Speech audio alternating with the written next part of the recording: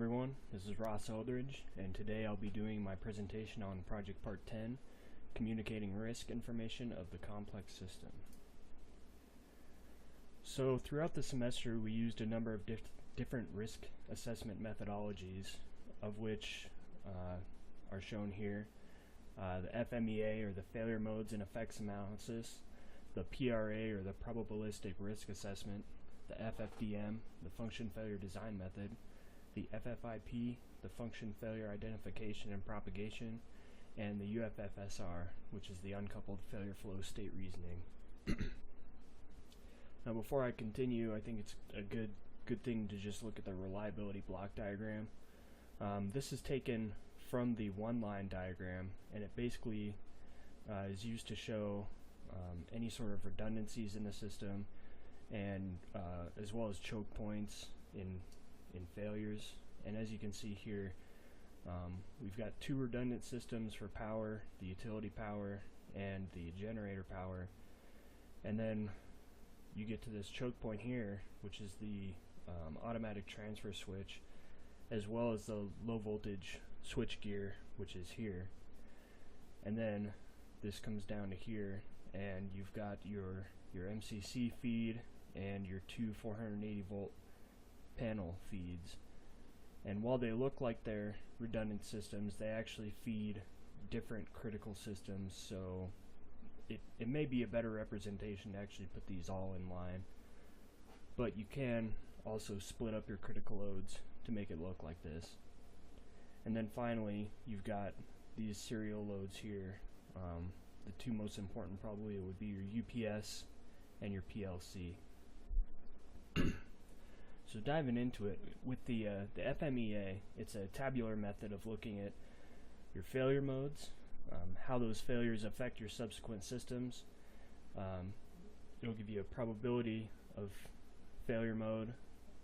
It analyzes the severity of the failure mode and the probability of detection of failure mode. So if we look here, I understand the columns are a bit tough to read, but here you've got your potential failure modes, your potential failure mechanism, the local effects of the failure, the next level effect, and then the end effect of the failure. And then you've got your probability of occurrence, the severity of the occurrence, and the probability of detection. And all of these multiplied together will give you a risk number for each failure mode. So the 2 points of high risk in this system were the main transformer, which had an RPN of 21, and the generator, which had an RPN of 18. And the way I define my system is RPN would go from 2, which is a perfectly acceptable risk, to 36, which is a completely unacceptable level of risk. Moving on, we've got the PRA.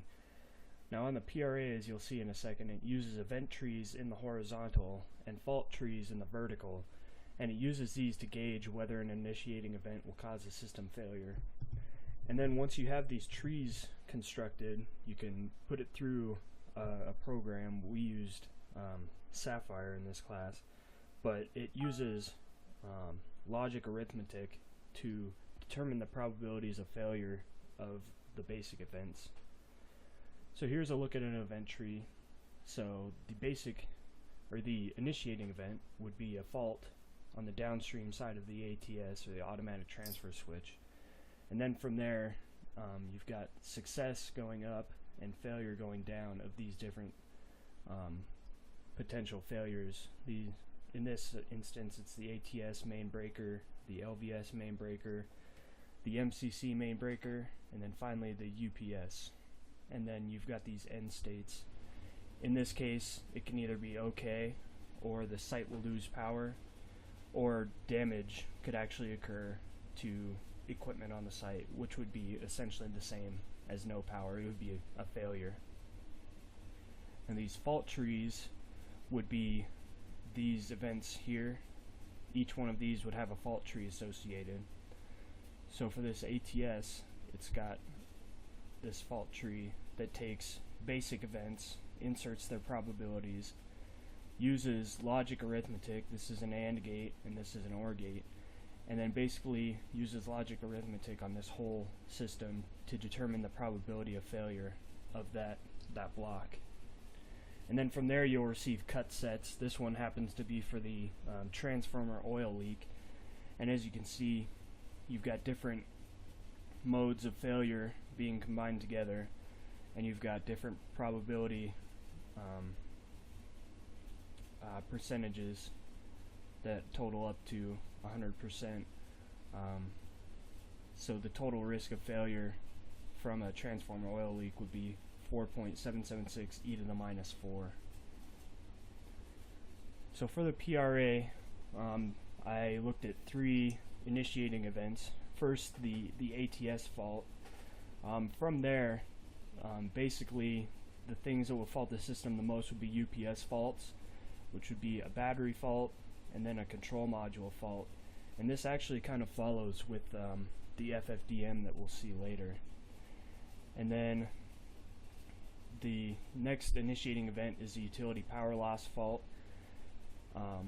The major contributors there would be the generator not receiving the start run command from the PLC, the generator being under maintenance mode, and any of the breakers being tripped on overload. Those were the main contributors to fault for that initiating event. And then finally, you've got the transformer oil leak as a initiating event. And the main contributors to failure there, again, are a PLC failure. It came out with cut sets saying that a processor failure and signal interference to and from the level switch to the PLC would be the largest contributors to failure. Next, we have FFDM. Now, this uses a functional model, and it analyzes the energy, materials, and signals passing through the system. Now, to do an FFDM, you basically start out with your high-level function. For this particular site, it was determined that convert was the high-level function. It basically takes energy from the inside in order to compress gas and move it along, so it converts it from a lower pressure to a higher pressure.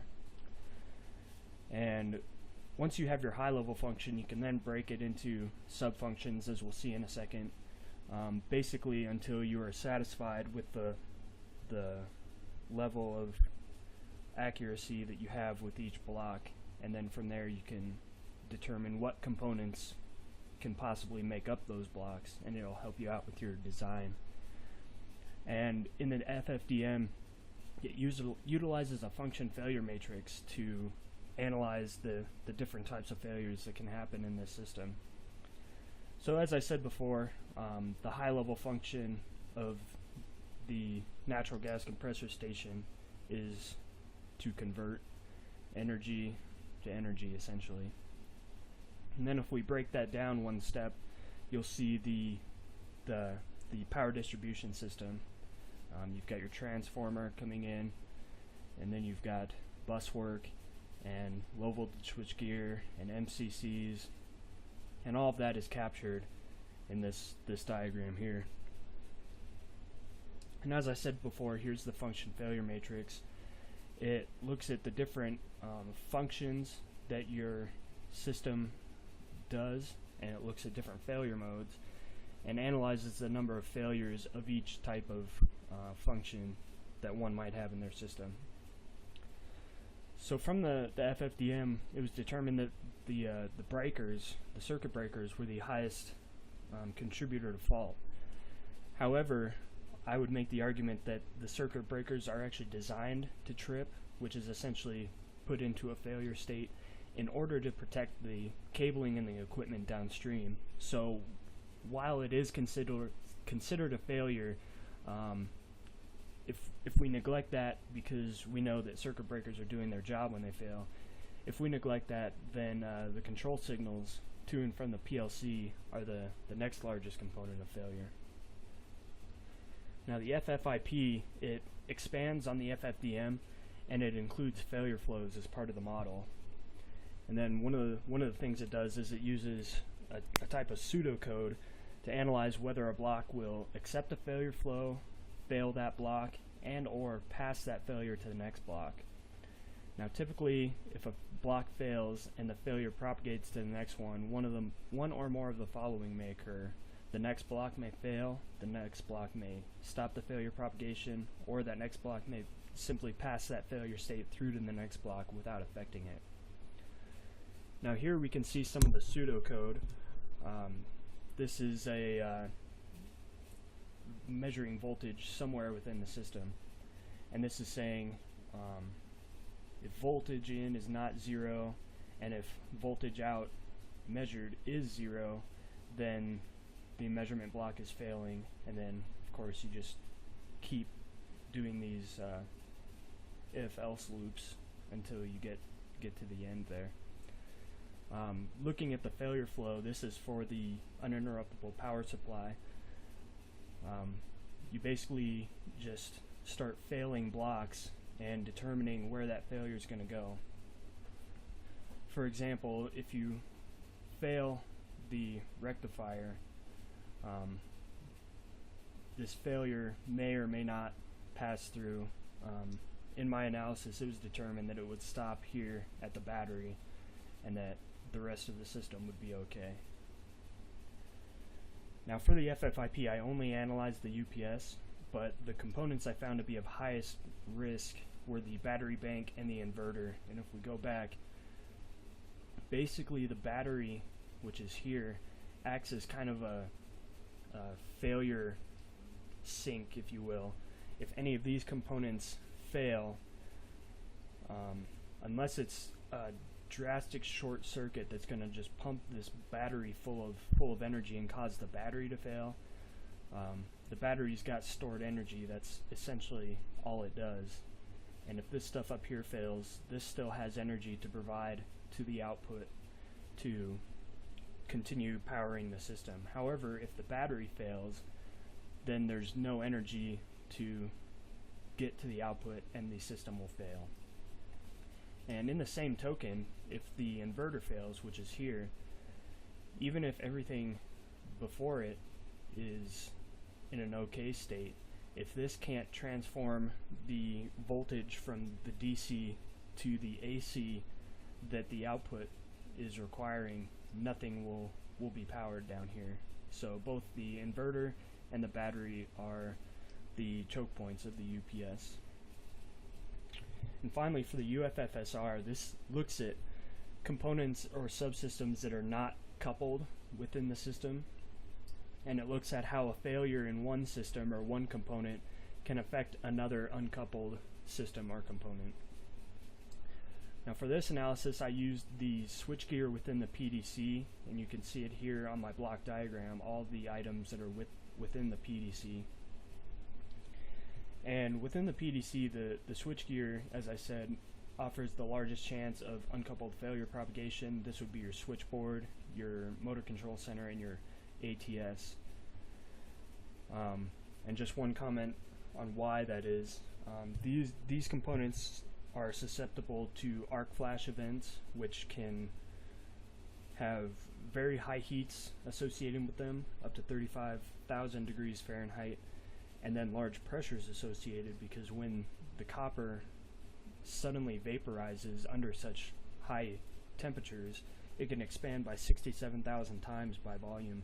So this can create large pressure waves that can send shrapnel and just do a lot of damage to other uncoupled components within the system.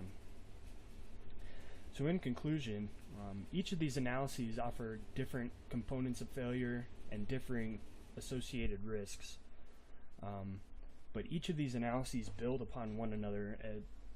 Like your PRA will analyze different things than your FFDM, which analyzes different things from your FMEA.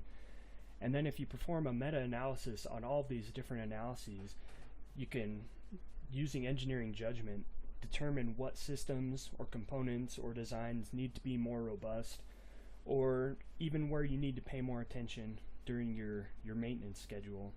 So it can help you out in a lot of ways in that regard. So that's it for now, guys. As always, if you got comments, questions, concerns, leave them on the discussion board or in the comments below. Thanks.